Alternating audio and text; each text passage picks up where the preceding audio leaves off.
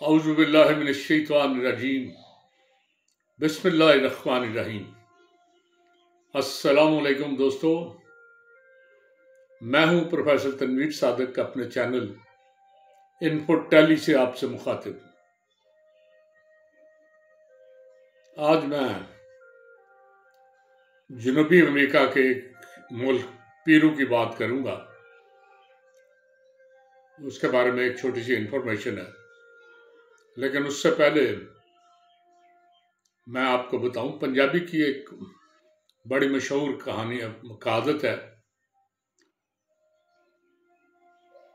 कहते हैं कि कोई बड़ा छोटा अगर मत दी गल करे ना तो उन्हें गौर नाल सुनो।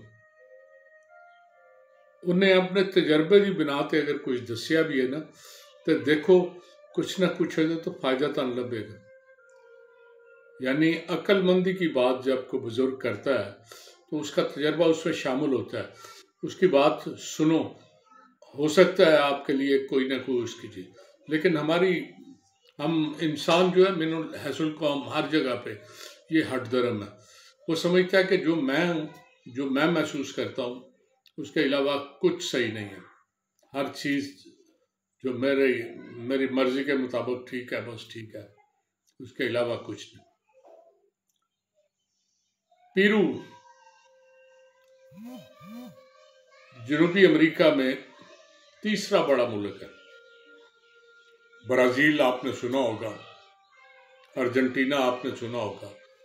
ये दो बड़े ममालिक हैं, फुटबॉल के बड़े मशहूर प्लेयर और दुनिया में फुटबॉल के चैंपियन मुल्क हैं। और तीसरे नंबर पे पेरू आता है, वहाँ का तीसरा बड़ा मुल्क है।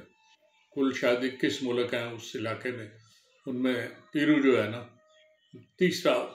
21 के अलावा छोटी छोटी रियासतें टाइप भी मुल्क हैं, लेकिन मुल्क बाकायदा 21 ही है और ये तीसरा बड़ा मुल्क है। पेरू का एक छोटा सा वाकया कि अमेरिका के दो जियोलॉजिस्ट, उनमें एक का नाम डेविड बार्ने था और दूसरे का नाम चार्ल्स शेवर था। वो रिसर्च के सिलसिले में पेरू में फिर रहे थे। पेरू का एक कस्बा है यांगे। वो यांगे जब आए, अच्छा, पेरू की वजह शोहरत जो है ना वो वहाँ की पहाड़ियाँ हैं, बड़ी खूबसूरत पहाड़ियाँ हैं। और दूसरी वो दरिया अमेज़न जो है ना उसका रेन फॉरेस्ट वहाँ पे है। वो पुरस्कार जंगल, वो बड़ा वसी और अरीज जंगल जो आज तक दुनिया पूरी तरह एक्सप्लोर नहीं कर सकी, वो उसका बड़ा हिस्सा पेरू में है। तो वो रिसर्च कर रहे थे मुख्तलिफ इलाकों में। तो जब ये यांगे पहुँचे तो यांगे के कस्बे का, यांगा जो कस्बा है उसका मुताला कर रहे थे अपनी रिसर्च के हिसाब से। तो उन्होंने देखा कि कस्बे के बिल्कुल ऐन आगे एक वर्टिकल ऊंची सी दीवार खड़ी है और वो चट्टान है पूरी। वो चट्टान जो है उसके पीछे प्रेशर है बाकायदा एक बहुत बड़े ग्लेशियर का। उन्होंने गौर किया कि ग्लेशियर बहुत बड़ा है, चट्टान निस्बतन कमज़ोर है, कहीं दबाव पड़े या कोई हादसा पेश आए तो ये चट्टान टूट सकती है। और अगर चट्टान टूटेगी तो नीचे सारी आबादी है, वो आबादी सारी का सत्यानाश कर देगी। ये बात उन्होंने बड़े गौर से देखी, महसूस की और अगले दिन उन्होंने प्रेस कॉन्फ्रेंस करके अनाउंस किया कि हमने तहकीक करके ये अंदाज़ा लगाया कि ये जो पीछे ग्लेशियर है इसका प्रेशर बहुत ज़्यादा है, चट्टान ये शायद बर्दाश्त ना कर सके। थोड़ा सा भी हादसा हुआ तो शहर को नुकसान इस कस्बे को नुकसान पहुंच सकता। उन्होंने तो नेक नीयती से ये बात बताई थी, लेकिन वहां की जो पेरू की हुकूमत थी उन्हें वो बात अच्छी नहीं लगी।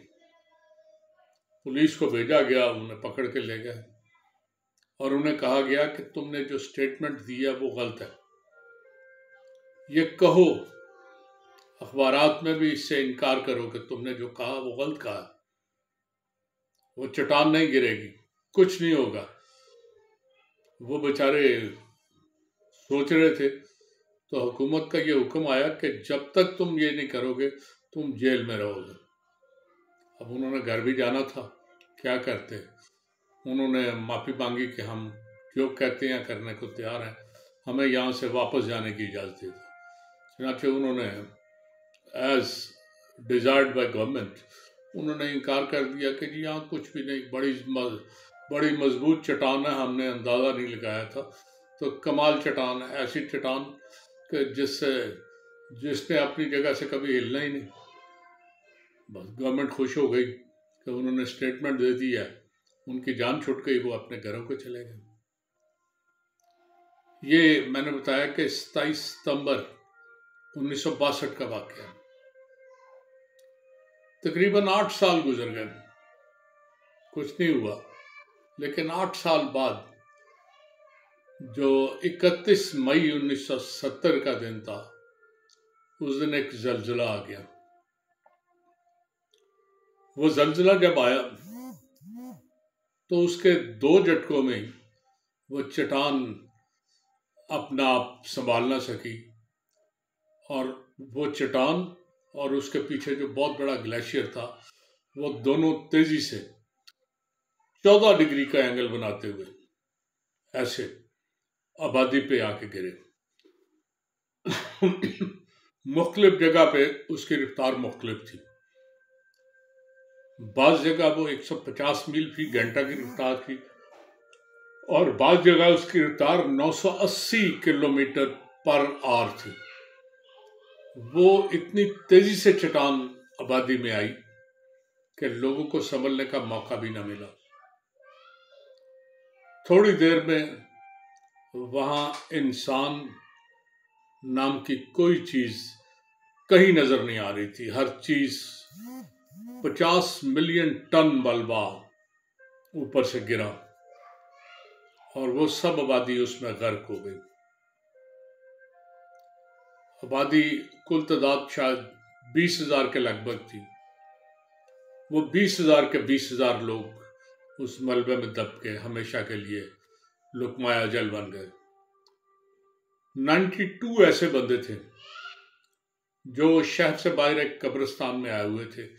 वो कब्रिस्तान में उस वक़्त वो अपने अजीज़ों की कब्रों पे फातिहा कहने या जो भी उसे कहें, वहाँ आए हुए थे।